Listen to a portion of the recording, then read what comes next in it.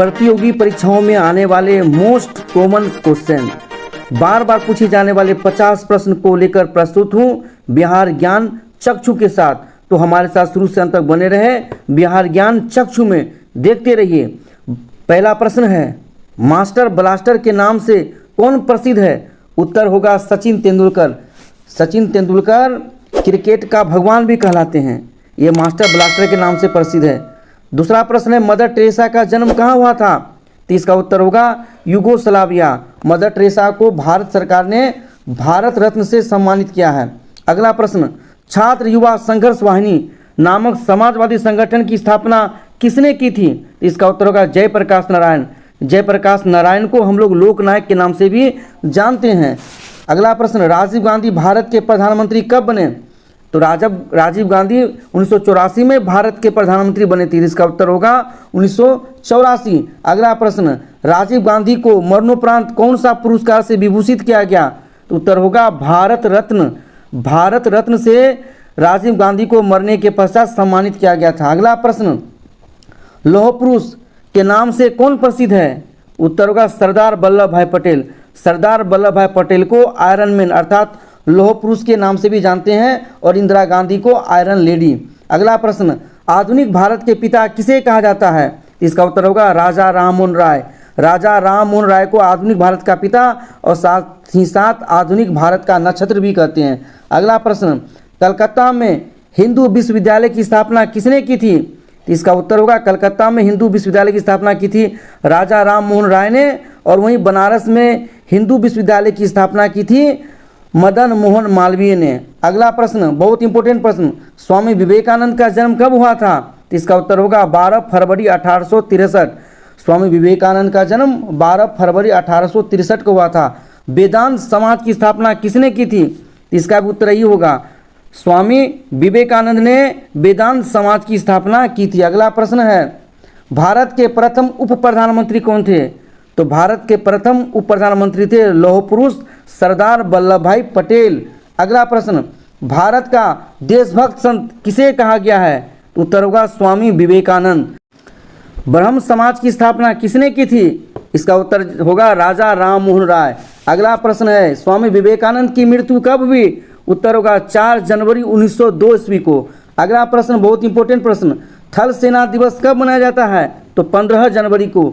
अगला प्रश्न है, द इनहेरिटेंस ऑफ लॉस के रचनाकार कौन है? उत्तर होगा किरण देसाई। अगला और महत्वपूर्ण प्रश्न, गंगा की सबसे बड़ी सहायक नदी कौन है? उत्तर होगा यमुना। यमुना गंगा की सबसे बड़ी सहायक नदी है। श्रीलंका के घास के मैदान को क्या कहा जाता है? इसका उत्तर होगा पटाना। अगला प्रश्न, बहुत इंपॉर्टेंट प्रश्न, हरिकेन चक्रवात का संबंध किससे है? तो इसका उत्तर होगा कैरिबियाई सागर से। अगला प्रश्न, लिंगराज मंदिर कहाँ स्थित है? उत्तर होगा भुवनेश्वर में। अगला प्रश्न, बहुत ही महत्वपूर्ण प्रश्न, वेलिंगटन ट्रॉफी किससे संबंधित है? उत्तर होगा नौकादौड़। नौकादौड़ में वेलिंगटन ट्रॉफी दिया जाता है। अगला प्रश्न, बहुत ही महत्वपूर्ण प्रश्न, सिगरेट के लाटर से कौन सी गैस निकलती है? उत्तर होगा ब्यूटेन गैस। अगला प्रश्न, सोडा वाटर बनाने के लिए कौन सी गैस प्रयुक्त होती है? उत्तर होगा carbon dioxide gas. Carbon dioxide gas का उपयोग सोडा वाटर बनाने में किया जाता है। अगला प्रश्न, ग्रेफाइट और हीरा किसका अप्रूफ है? इसका उत्तर होगा कार्बन। कार्बन के 2 अप्रूफ हैं, ग्रेफाइट और हीरा। अगला प्रश्न, सिरका और अचार में कौन सा अम्ल पाया जाता है? इसका उत्तर होगा एसिटिक अम्ल।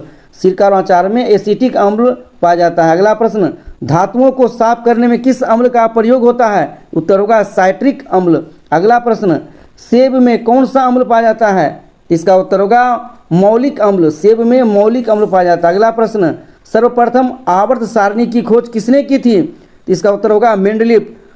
मेंडलीफ ने आवर्त सारणी का सबसे पहले खोज किया था, बाद में इसका संशोधन किया था मोसले ने। अगला प्रश्न है, मानव द्वारा निर्मित प्रथम संश्लिष्ट रेशा कौन सा था? उत्तर होगा नायलॉन।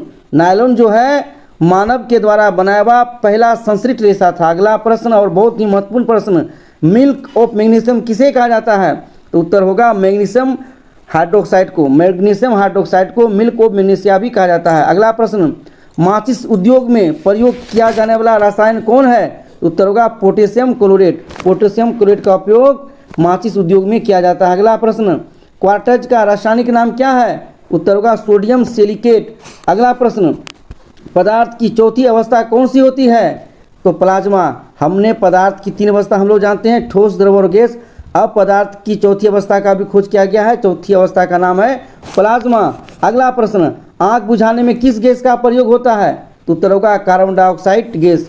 कार्बन डाइऑक्साइड गैस से आग बुझा जाता है। रक्त का थक्का किसकी कमी से नहीं जमता है? तो विटामिन के। विटामिन के की कमी से रक्त का थक्का नहीं जमता। अगला प्रश्न, सबसे हल्का तत्व कौन है? तो उत्तर होगा हाइड्रोजन। अगला प्रश्न, बहुत ही महत्वपूर्ण प्रश्न, चश्मे का लेंस किसका बना होता है? तो उत्तर होगा क्रूक्स कांच से। चश्मे का लेंस क्रूक्स कांच से बना होता है। अगला प्रश्न, यूरिया में नाइट्रोजन की मात्रा कितनी होती है? तो 46%। अगला प्रश्न, कपूर को किस विधि द्वारा शुद्ध किया जाता है? उत्तर होगा ऊर्ध्वपातन विधि के द्वारा। कपूर को ऊर्ध्वपातन विधि से शुद्ध करते हैं। अगला प्रश्न है, प्रकृति में सर्वदा मुक्त अवस्था में कौन धातु पाई जाती है? तो यह है सोना। सोना जो है बहुत ही निष्क्रिय तत्व है जो प्रकृति में मुक्त अवस्था में पाई जाती है। अगला प्रश्न, लैंपों तथा ट्यूबों में कौन सी गैस भरी जाती है? तो नियोन गैस। नियोन एक अक्रिय गैस है जो लैंपों ट्यूबों में भरी जाती है। अगला प्रश्न है, विद्युत का सबसे अच्छा चालक कौन है? तो उत्तर होगा चांदी। चांदी विद्युत का सबसे अच्छा चालक है। अगला प्रश्न है, टिबिया नामक हड्डी कहाँ पाई जाती है? तो यह हड्डी पाई जाती है पैर में। अगला और महत्वपूर्ण प्रश्न, लाल सिंदूर का रासायनिक नाम क्या है? तो इसका उत्तर होगा लेड परऑक्साइड। लाल सिंदूर को हम लेड परऑक्साइड भी कहते हैं। अगला प्रश्न है, सबसे उत्तम कोयला कौन होता है? उत्तर होगा एंथ्रासाइट। अगला और महत्वपूर्ण प्रश्न, भविष्य का ईंधन किसे कहा जाता है? तो हाइड्रोजन को। आप हमारे साथ शुरू से अंत तक बने हैं। बहुत इंपॉर्टेंट प्रश्नों को लेकर हम आपके सामने प्रस्तुत हुए हैं। बिहार ज्ञान चक्षु के साथ बने रहें। आपकी परीक्षा की तैयारी के लिए बहुत ही अच्छा चैनल है। अगला प्रश्न है, कच्चे फलों को कृत्रिम ढंग से पकाने के लिए प्रयुक्त गैस कौन है? इसका उत्तर होगा एसिटिलीन। एसिटिलीन गैस जो है उससे फलों को पकाया जाता है, जिसको हम लोग आजकल बोलते हैं ना कार्बेट पदार्थ, लेकिन गैस होता है एसिटिलीन। अगला प्रश्न, खाद्य पदार्थों के संरक्षण के लिए किस अम्ल का प्रयोग किया जाता है? तो बेंजोइक अम्ल। अगला प्रश्न है, शुद्ध सेलुलोज किससे बना होता है? उत्तर होगा कागज से। शुद्ध सेलुलोज जो है वो कागज का बना होता है। अगला और महत्वपूर्ण प्रश्न, अंतिम प्रश्न, शरीर में रक्त परिभ्रमण में कितना समय लगता है? तो 23 सेकेंड।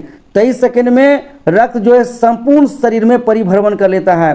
इसके साथ ही आज का वीडियो समाप्त होता है। नए नए वीडियो देखने के लिए हमारे चैनल को अब तक आपने सब्सक्राइब नहीं किया है तो सब्सक्राइब कर ले, ताकि नया नया वीडियो सबसे पहले आप तक पहुँचे। फिर मिलेंगे एक नए वीडियो के साथ। तब तक के लिए जय हिंद, जय भारत, जय बिहार ज्ञान चक्षु, वंदे मातरम।